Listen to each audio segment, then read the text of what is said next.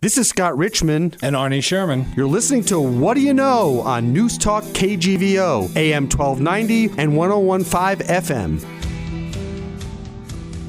Good morning, Arnie. How are you this morning? Good morning, Scott. I have a question for you to start the show off this morning, right off the bat. Yes. No big lead-in. Have you ever started a business from scratch in your career? Yes. What business? Tell me about it. I want to hear a little about it. I started a... Not a lemonade stand. Don't No. tell me. Well, my first... I got a funny one. My first job was I started a lawn mowing business with my buddy Michael. My name is Scott. His name is Michael. It was called S&M Lawn Mowing. We whip your lawn into shape. Nice. Okay, but that was my first... That was when I was 13. Yeah. When I was 45, I started a production company where I did documentary films for HBO. That was called Free Mind Ventures, and that was a business that I started up. You know, you have to be sort of a special type person, you know, to start up a business. Yes. You know, because it takes a lot of, you know, if I use the expression chutzpah, you know, and it takes a lot of energy and, you know, perseverance. 9 out of 10 small businesses fail. Right. 90% fail. And they always take longer. They always cost more money. You know, and they're always, you know, a challenge. I've started 3 companies and worked on many projects from inception, not only in the United States, but in Russia, China, and some of the places around the world. And it's always been a daunting experience. Sure. You know, and today we have a couple of interesting guests who have started a company here in Missoula, Montana called Kayle. We have, you know, Harry Ward and R.J. Wimmett here to talk about not only, it's kind of an interesting topic because it's a mixture of talking about a startup, right, and talking about, you know, healthy, nutritious, well-balanced, good eating at the same time. Yeah. You know, it's a combination of both. And I'm anxious to hear, you know, about both parts of it. You know, one is the business side of it. What they're doing, is it scalable? Are they going to be able to, you know, take it into other markets? Is that what their business plan or their business thinking is about it? Sure. And secondly, I'm also interested in the food side of it. You know, what are they preparing? Why is their stuff unique? Why would I want to, you know, call up at lunch or breakfast and order this stuff? Yeah, no, that's absolutely right. So we're going to drag them into the studio and, you know, put them under the spotlight and ask them the questions that everybody wants to know. Yeah, how do you start a new business in Missoula, Montana? And we're going to be speaking with RJ and Harry right after this on What Do You Know on KGVO. All right, we're back with What Do You Know with Scott and Arnie, and our guests today are Harry and RJ from Kayle. So tell us about Kayle. What's the basic business concept here that you guys are spending your life doing now? So I would say that... and this is RJ speaking. This is RJ, yep. Speaking. Identify yourself, RJ. But I would say Kayle is mixing the two. It's mixing healthy fast food, not fast food at all, but it's mixing the logistics of fast food with a healthy aspect and just kind of bumping up the And game. who's deciding it's healthy? You know, I like to say, you know, that, you know, peanut butter and jelly is healthy, you know, and as we find out from, you know, the media almost every day, something we thought was bad for you is good for you. So how do you guys, you know, put the good housekeeping seal on this and say this is healthy? I guess. And this is Harry And speaking. this is Harry, by the way. So neither of us claim to be expert chefs by any means, and we can get into our chefs a little bit later. But I had a conversation with one about a week ago, and we started talking about things that we can streamline as far as buying stuff that's not making everything from scratch. And he reemphasized the fact that he goes, we make all this stuff. So they're not buying prepackaged this, prepackaged that. Everything they make, they're making from scratch. And if you watch food documentaries and stuff like that, that is a huge part of the battle is not buying pre-made stuff, but instead making stuff with all the right ingredients. So how'd you come up with this idea to start this business? So I left Missoula about 4 years ago, or actually about 6 now, and with a suitcase, and moved to New York City and lived there for 4 years. And I was introduced to all sorts of crazy things that aren't available here, luxuries, the ability to order food, the ability to order alcohol. There's anything you want to order in these bigger cities you can do now, especially from your... I have a friend of mine who in the oven in his apartment in New York, he uses to store books because he doesn't ever cook anything in his That's apartment. Right. Yeah. Yep.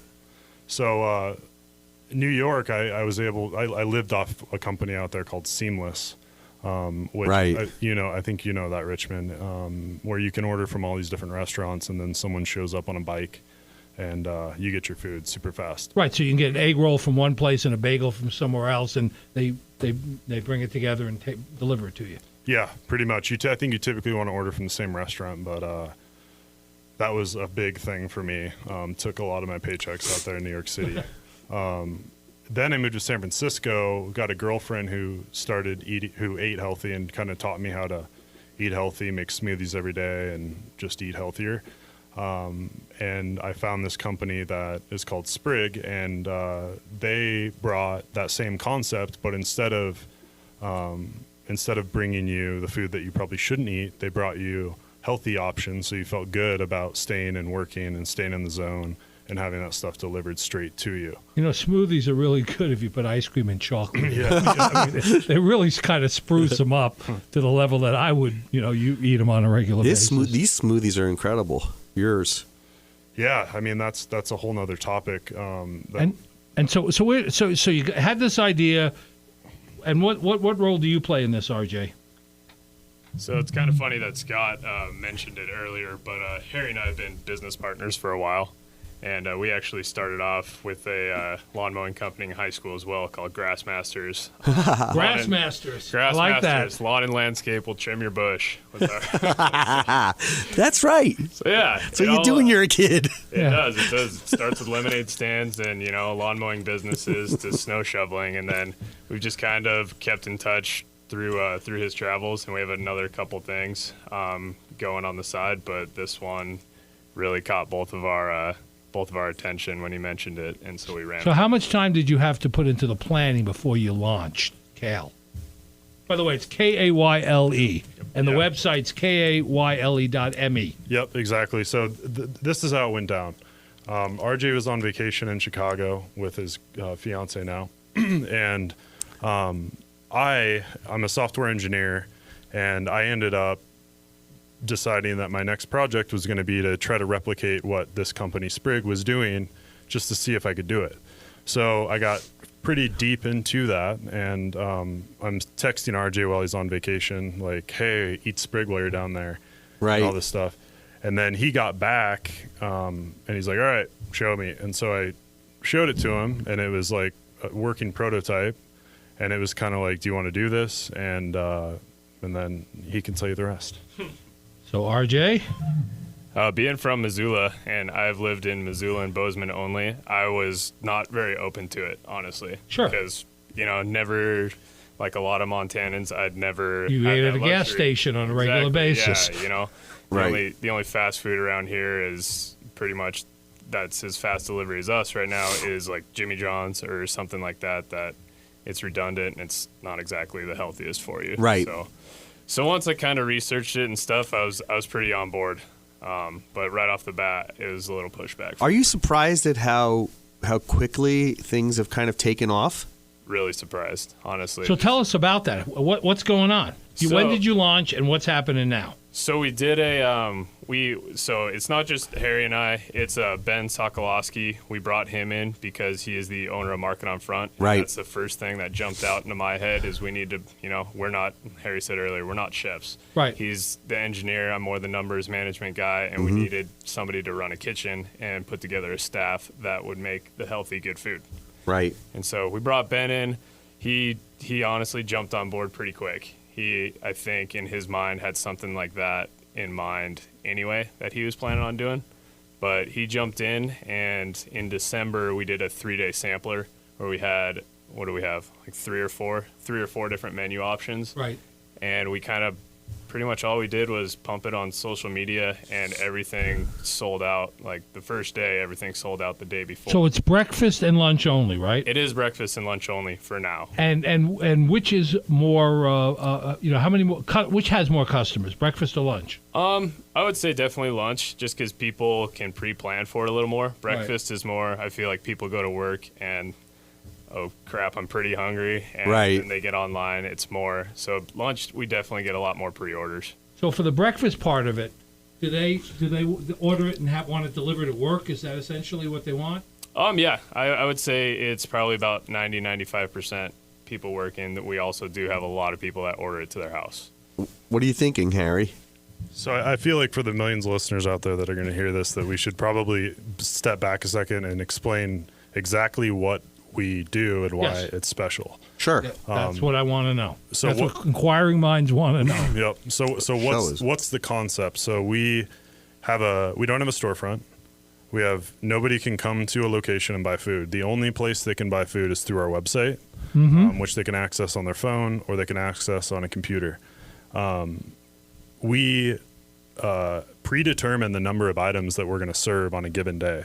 So he mentioned that we have 2-3 items on our menu for breakfast, 3 for lunch. We rotate those and we determine the quantities ahead of time. So actually a week ahead of time. So we know that this coming Friday, we already know how many items we're going to be serving. We could sell half of those or we could sell out at 11 a.m. Okay. So it's kind of a guessing game based on historical data. Right. And so we've gotten to the point now where, we're putting 35, 45, sometimes 50 of each item on the site. And Cinco de Mayo was a day where we sold out completely out of every single item on our site at 1 o'clock. Now we closed at 2 o'clock. So we don't want to be in a situation where we're sold out and we still have time on the clock. So that's how we determine our menu, and that's why people don't get sick of it, I think, is because it changes so much. And then on top of that, the average delivery company is going to go to a restaurant, to the customer, back to the restaurant, back to the customer. Right. We use state-of-the-art food warmers and coolers to keep our food at temperature and eliminate the number of trips that they would have to take back to the kitchen. So that's in the vehicle? That's in the vehicle. So our drivers will go back to the kitchen 2-3 times a day and they'll fulfill, how many orders do you think they'll fulfill? On a busy day, I would say probably 20 to 25 between breakfast and lunch one driver would do. Instead of, I've heard from different like pizza companies and stuff that, if they got 8 in a night, that was a good night. Really good. And how many drivers? How many drivers do you have? So right now we're rotating between 3 and 4 in the morning and about 6 for the hours of lunch. Sure. So that I'm not quick on math. You're the statistics and numbers guy. How many customers a day does that mean on an average day? So on an average day, I would say we do probably about 100 to 115 deliveries. Right. And on our highest day, I think it was like 138. Wow. That's in a town like Missoula. Yep. Is this scalable? Could you go to Colorado Springs or could you go to Salt Lake City and do this? Like Harry said, I think we are more geared on the mid markets rather than the major markets. They have this, and the companies that he talked about, like Sprig, they're already there in the mid or in the major markets. But the mid markets, like Missoula size, like 100, 200,000 people. Maybe more, but I think those are the markets that are kind of getting neglected. I think what's interesting about Kayle is that a happy byproduct of everything is that the food is great. I mean, if the food wasn't good, this would be a failed experiment. But the food is solid, so you're fulfilling both ends of the consumer proposition: quick, easy delivery, and trackable, and at the same time, a great meal. So you keep on. I mean, that keeps pushing people forward. Who's in charge of the menus? So we kind of all put our. We are on the radio. No, we kind of all put our heads together. I mean, it's not one person's. Ben and our head chef Gwen, they kind of make the menu, and then me and Harry comb over it, and we all kind of discuss. And what about customer feedback? Does that play a role in it? Oh yeah, we get a lot of customer feedback. You do, good and bad. Yeah, we get a lot, which is awesome. And you respond to it in a timely manner. Yeah, I think Facebook says within a minute. Really? Yep. So.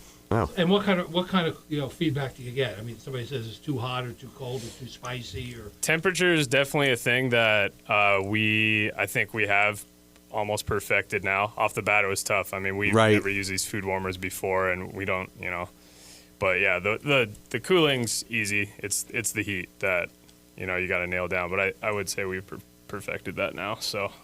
And what else? How about like to Arnie's point, tastes? Oh, there's all sorts. I mean, I would say sometimes they say like maybe they could have used a little more pepper, where as from our point of view, it's pretty easy to add pepper. It's really hard to take it away. So, I mean, Yeah. Same thing with like hot sauces on some of our Mexican dishes and Sure. stuff. They'd say that it could have used a little more heat. Is there a difference between the morning customers and the lunch customers? Honestly, a lot of our customer base orders for breakfast and lunch. Pretty Wow. And is there? I mean, are they in specific locations more than others? Are they, for example, not downtown where there's lots of restaurant choices, or are they They're everywhere. just all over the place? It's crazy. I would say it varies pretty greatly. Downtown is big.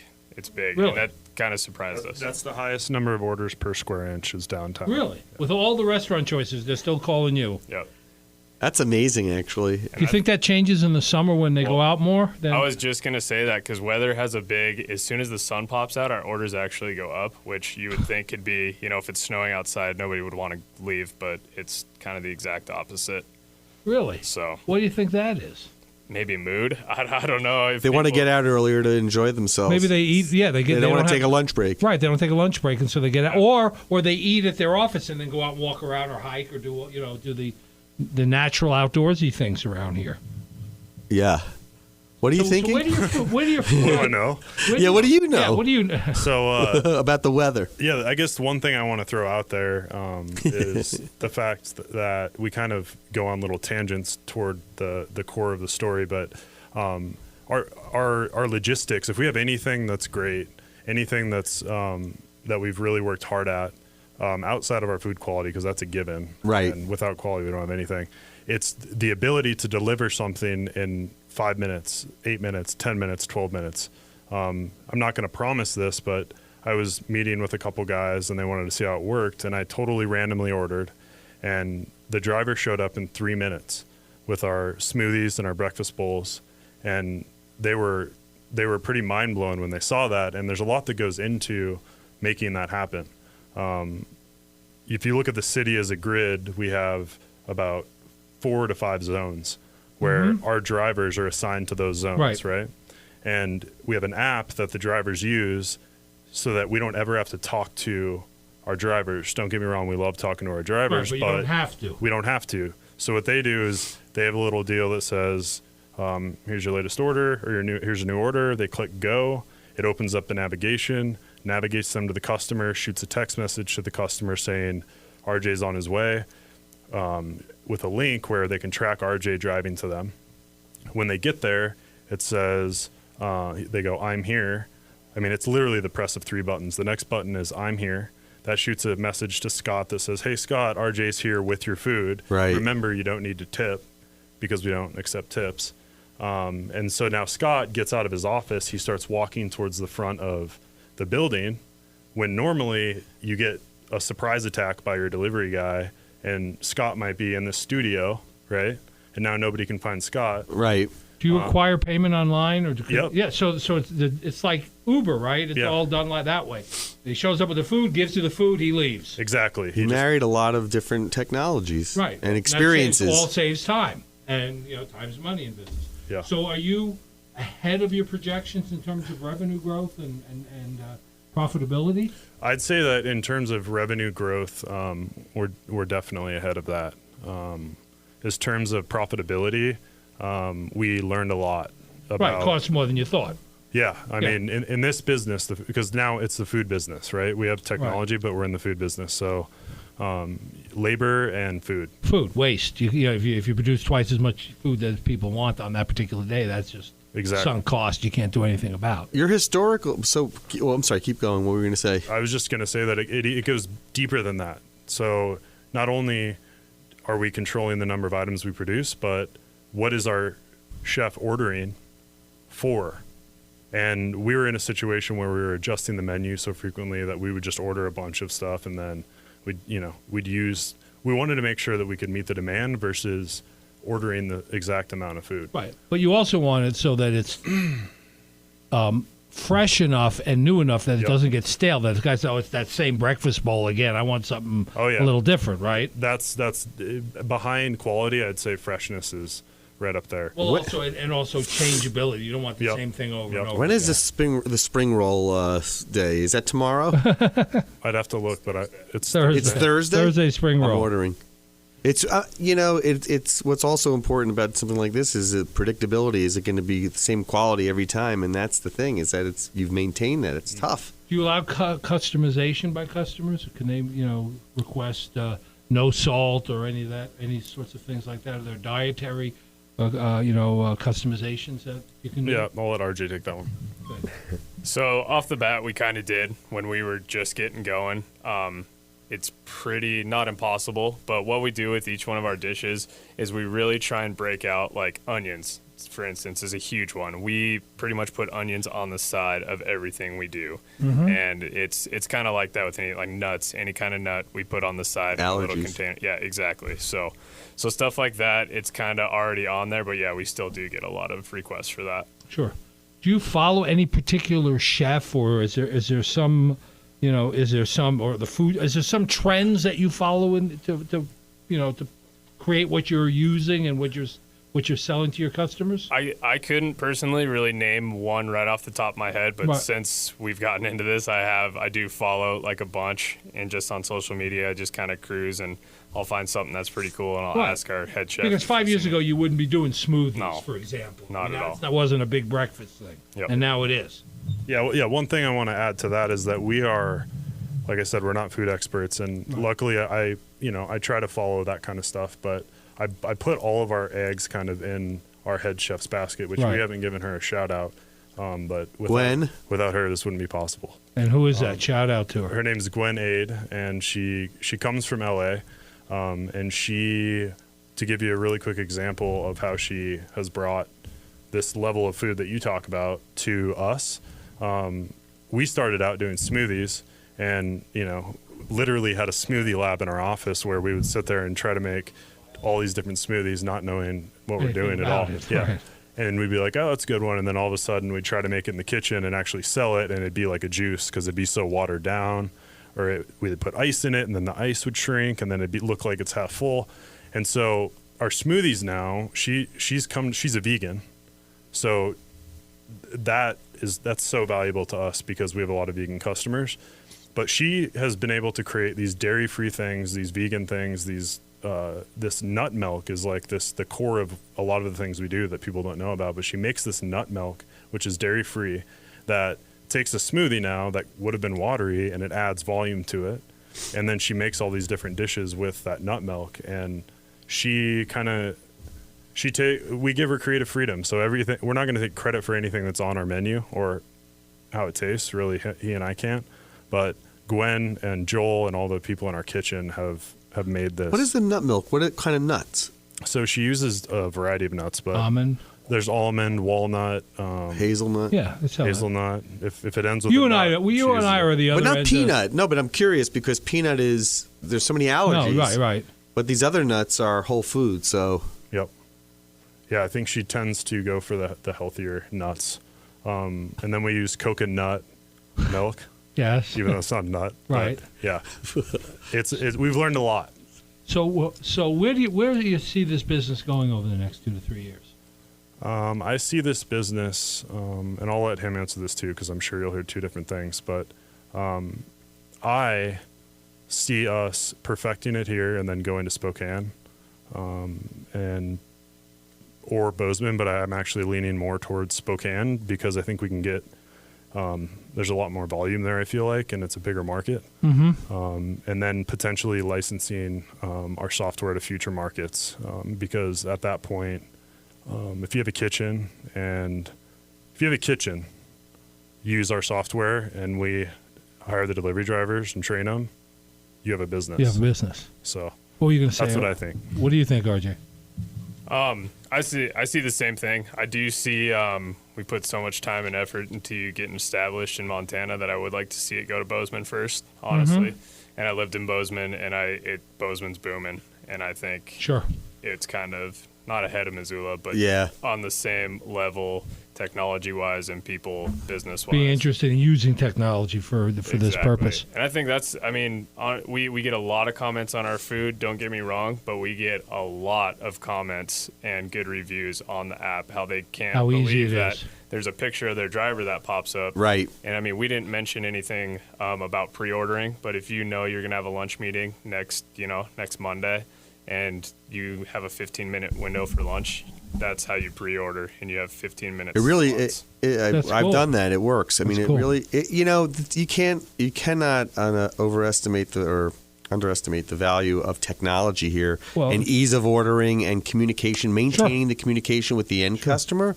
Because I think you're right. Like when you order food, you order, you call, and it's a black hole. You don't know what's going on. You don't know if it's going to be 20 minutes or 45 minutes or 2 hours. Yep. And so you guys have taken all the guesswork out. Have other businesses around town, reached out to you and said, "Hey, can you help me with my technology and with my, processes in terms of managing business?" No, not yet. But that's something that we're definitely open to. I think that what we have is the ability to take kind of what we've done and what we've learned, and I'm excited to see other ways that we can apply it. Like if you had if any delivery business, because Right, like Fresh Direct as an example in New York, right? Like how amazing that is with respect to, I never leave my couch. I'm ordering from a supermarket. It's being delivered. Right. Can you have that here? Sure. yeah, I mean you could. I think that it's all about adoption. Adoption is the biggest thing. If people don't adopt it, then you have nothing. Right. And we worked really hard. I think now we have about 4,000 people in our database that have signed up. But outside of Kayle, and we contact them twice a day, by the way, with our Letting them know menus. what's going to happen tomorrow and that sort of thing. More so like, hey, here's today's lunch menu. Here's today's breakfast Right, menu. so you could order. So they just hit a button. That's like 8% or 7% of the total population of Missoula Right. is on your database. That's pretty fast to have. That's right, because a you lot. launched when? We 3 months ago. Wow, that's pretty amazing. That is. So yeah, we did the sampler I mentioned earlier in December, and then we ended up fully launching with, I think we were approved for smoothies only, so we did smoothies for a couple weeks, and then we fully launched about mid-February. So Are there it's- places you won't deliver?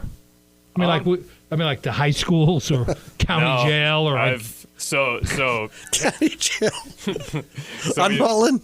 Or on Palmer? Where is that? We've actually been to both several times. I've been caught in Hellgate when the bell's rung and I'm trying to find a room and literally just getting shouldered by high schoolers.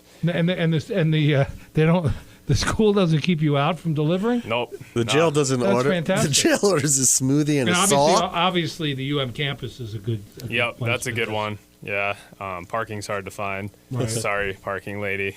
We've had a couple run-ins with her, and she's not too happy with us. But The one with the glasses. Sure not. yeah, but no, honestly, I've lived here. I'm from Missoula. I'm 30, and I have been to places in Missoula that I've never even thought about. So Sure. it's kind of crazy where we've delivered. Well, let me just do a quick ID. You're listening to What Do You Know with Scott and Arnie. Our guests are RJ and Harry from Kayle. And we're learning a lot about what's going on with this new business here in Missoula that has literally taken off in a fast record time. Is there something that customers request that they don't realize is a big pain in the neck to do? I would say honestly what you mentioned earlier, the putting like a small ingredient on the side, or Right. something like that. Like say, Or hey, gluten free? or can I have like 2 sauces or something like that? It's fine if they've pre-ordered it and they put that in their notes or something, but it's that's what they don't realize is that we load our drivers up with we don't go back to the kitchen every time, so we can't Right. say, hey, they ordered a sauce, throw it in there. We're all ready. It's all allocated. Can someone customize their profile to let you know what some of their preferences are? Yeah. Yep, they definitely can. So that automatically comes in when you pull that order for that client. Or if they say they love, Taco Bowl, and when you're going to do a Taco Bowl on Thursday, you can hit them up, right, and say taco's coming Thursday. text them. Yeah. Yeah. Let's say Harry's in development of that. But their notes definitely stay there for, so if they'll say, I don't know, some of them, I want like the extra sauce thing. If that stays in there, it'll say that. Or if, go up the staircase, take a left, knock on the door. A lot like masseuses. They Sure. don't like us to come in, so they say leave it on the front. And that's the cool thing about not having to tip and it's already paid for. It's Just done. leave it there. If they Right. want it, that's the way you do it. And a lot of people So, do that. The most important question, which we have failed to ask, What's that? where'd the name come from?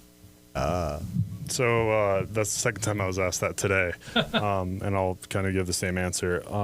The way that I usually look at names is I start looking at domain names. So I'll go to like GoDaddy, because I could come up with the coolest name in the world, but if I don't have a way to get people to that, or if my domain doesn't match my name, since I'm all web, Right. then it's worthless. So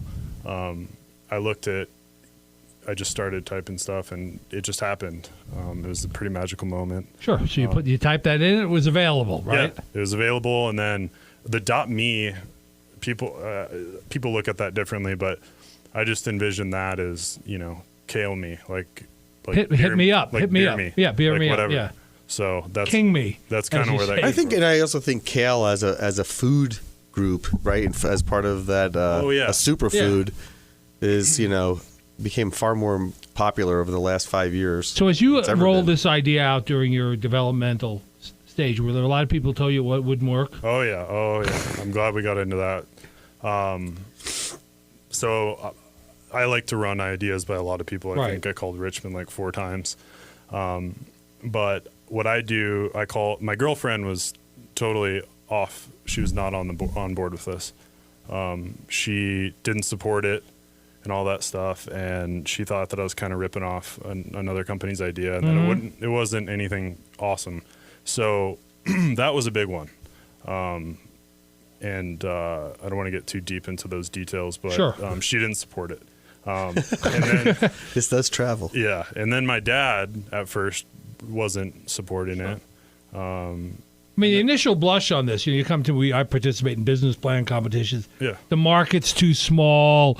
This is a very mobile community. Everybody can get on a bike and go up the street, and there's some place to get breakfast. You don't know anything about food, this and that. So I typically will run ideas by like a handful of people, and I'd say I was probably like 2 out of 6 thought it was a good idea. And I don't know about RJ, he can tell you, but me personally, when someone tells me that, I'm not the guy that's going to just hang up my stuff and say, I'm not going to do that. Right. It's like, okay, well, listen to everything they say, 100% of it, and then try to fix it, and then incorporate what they say, because the people that you got to be fueled by the criticism or you will get eaten up. So you've been in business 3 months, right? Yeah. It's not a secret. What did you gross in April? In April, about 38,000. That's unbelievable, really, for a startup. If somebody would have told me this idea and said to me in Missoula, Montana, in the 3rd or 4th, 5th a year, you were doing $38,000 a month, they said not possible. Right. In Missoula, Montana. Yeah. So why do you you've think it debunked is? everything. I mean, you obviously thought about why did the moon and stars line up on this? I think there's still a lot more aligning that needs to be done, but we need to be in the $2,000 a day range. We need to do 50, 60, That's a lot. It's $1 a person for everybody in town. Yeah. You did listen to a lot of criticism and a lot of different ideas, but what you did, that's all data points for you. You were just kind of taking in the data and then perfecting on it. And I know you guys pivoted when you started in December, and kind of perfected based on that. You almost used 2 months to actually, right? Was it about a month and a half after their initial pilot to then go back into the market? And what was the data telling you that led you to decide to stop at 2:00 in the afternoon? Honestly, that's just the kind of what's the latest someone would order lunch, right? Like if you order lunch at 3:00, that's a little bit late, but we feel like, we're not going to punish you for working hard and forgetting to order lunch. So I was a victim of that. Right. And so I felt like the average person might have stopped at 1, so we extended it an hour, right? And what about the thought about evenings and, weekend evenings where, people are watching a sporting event and they want a burrito bowl or something like that? Is there thoughts of extending hours on certain days? So I would say there's definitely been, that was our thought from the get-go, was we want to do lunch and dinner. Breakfast was kind of the afterthought. But I think the first thing that we will do is meals that are ready to make or take and bake type meals to first. And that'll be our sampler. If that starts working, then we'll know that there's a big enough Like meatloaf and mashed potatoes that you just Yeah, and it'd be more family style because that's the only way that I don't think we could do single meals.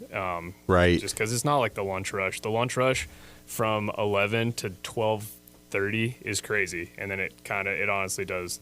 Just how much bulk business are you doing? Like when you have 20 orders at an office, like how much of that is coming to you guys? I'd say we probably do right now probably 4 to 5 a week. Wow. Maybe not 20, but 10 plus. I bet we do 4 to 5 a week. So a Kayle party at someone's office. Yeah, and we do catering. Do you do desserts? Yes. So we actually do random desserts. Like we have a carrot cake on Thursday, and Gwen, whenever she gets a creative bug, will come up with some new. We did like gluten-free cookies, bread pudding. Yeah. So, we're not going to serve like double fudge chocolate cake with a side of ice cream, but we try to serve items that are semi-healthy, but also dessert. So do you think that social media and, the Food Channel and all this has been a good supporter of what you're attempting to do? People are more educated, and that's part of the reason they're looking at your food. It's not just the technology and the ease of the delivery. They're also looking to some extent at what the product is. Right.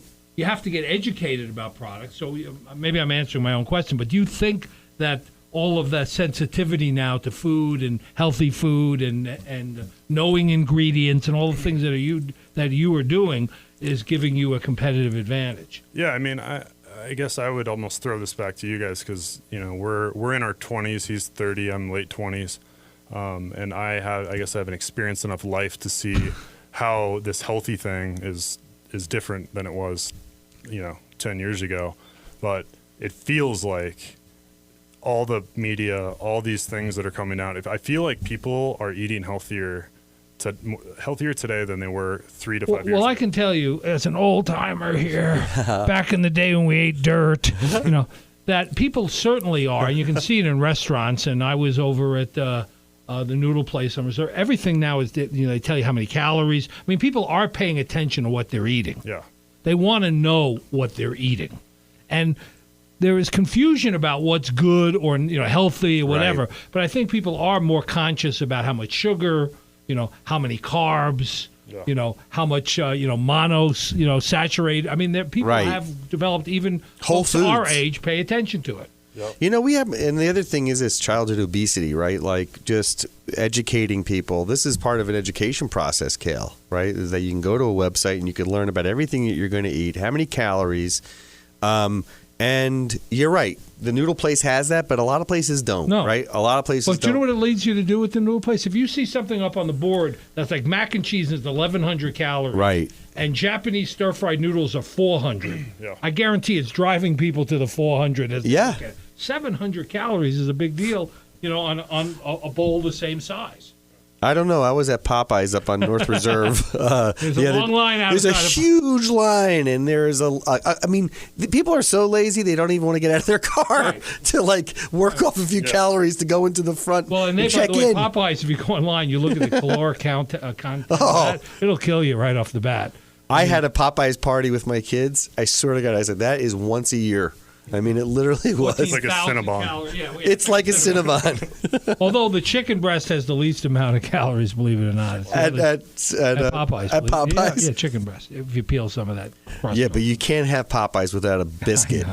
Yeah, God. I think probably one of the more rewarding things that I received when we first started was I'm not going to mention her name, but she got on the Kayle diet. So she was ordering a breakfast bowl every day. Let's guess. And she was not eating lunch because she said it kept her full enough to where she wouldn't have to eat lunch.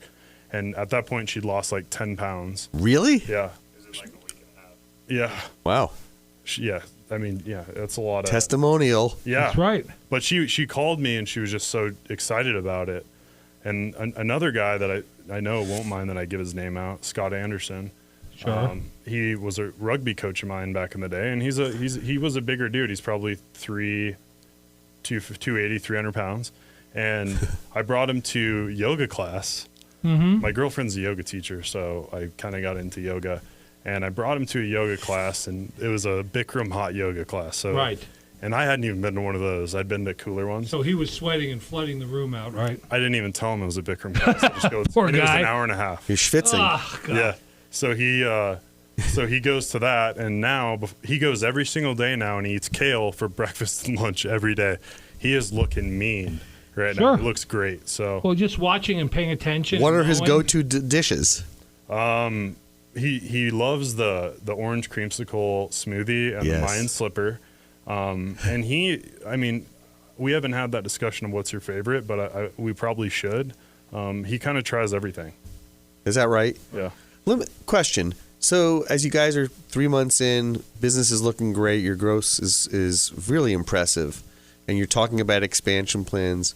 What are you guys looking for, right? In terms of like, are you looking for some strategic funding? Are you looking for other markets to come to you and say, hey, let's do this here? I mean, how are you looking to kind of take it to the next level? I'll start that, and then I'll let RJ go in.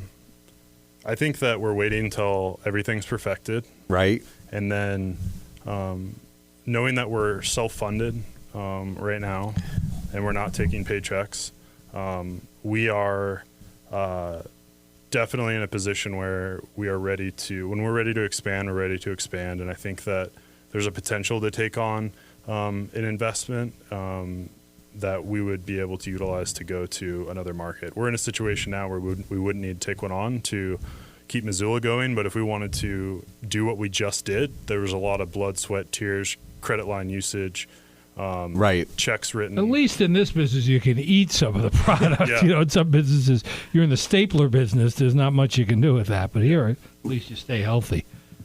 It's very impressive. You're listening to What Do You Know with Scott and Arnie with RJ and Harry from Kayle. In our final moments, are there any new, is Gwen come up with any new surprises that you want to preview with us here? Tell your audience. Yes. So basically, we haven't tried this out, but this Friday we're doing an all pizza Friday. So it's gonna Wow. be our 3 menu items are gonna be 3 different kind of pizzas. There's gonna be a meat lover is a vegetarian, and she's coming out with her gluten-free pizza crust. Oh, is that right? The gluten-free one, and also the carrot cake that Harry mentioned, and breakfast pizza. and a breakfast. You're pizza, making me yeah. hungry, guys. Yeah, How many pizzas can you do in a day? What's the mean- capacity? yeah. I bet. We'll be- Really? Wow. Yeah. I mean, they're the personal pan. Obviously, we're not gonna give Sure. everybody a large pizza. No. But yeah. You know, it'll you're- fill you up. And how about, have you guys done any testing with price sensitivity? Like, what's the price point that you feel is your sweet spot? Is it that $9.50 kind of plus $2? What is it? I would say our price point is pretty good. We've heard both. We've heard I would never order that. That's way too much. But we've also heard that is completely reasonably priced for a delivery to my office in 15 minutes with a great meal. Well, particularly at lunch. I mean, my offices are downtown. It's hard to find a sandwich downtown, just a sandwich anymore that's under $10. Exactly. I mean, And- you even go into Warden's or just a takeout place.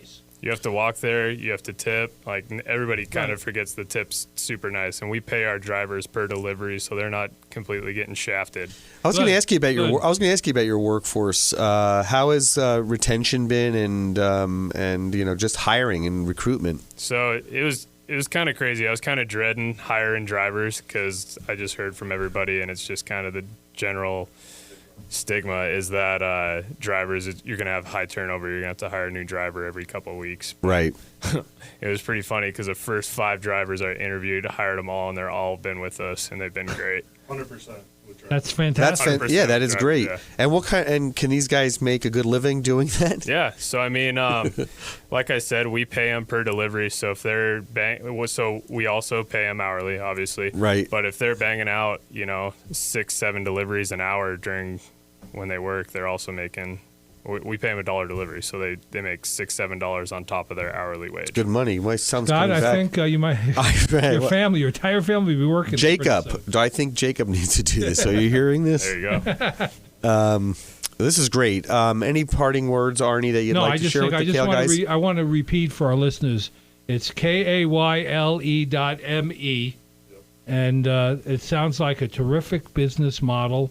And the most important thing is that the food is delicious. Yeah. I mean, it wouldn't work if the food wasn't any good. People aren't going to pay for the technology. Exactly. Parting words, Harry?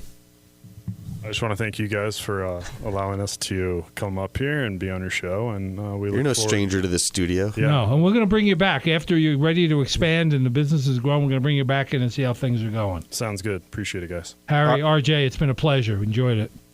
Thank you. And this is my first time on the radio, so thanks for making it. Are you kidding Hey, me? you did it. You did it Not fine. at all. All right. Well, good. You guys have been wonderful guests. That was RJ and Harry from Kayle, KAYLE.me. You're listening to What Do You Know with Scott and Arnie. Arnie, I will see you next week. See you next Sunday, Scott. Okay.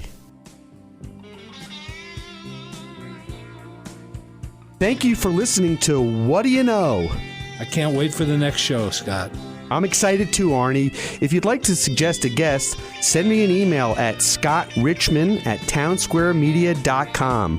We'll see you next week. And thanks for listening to Newstalk KGVO, AM 1290, 1015 FM, and newstalkkgvo.com.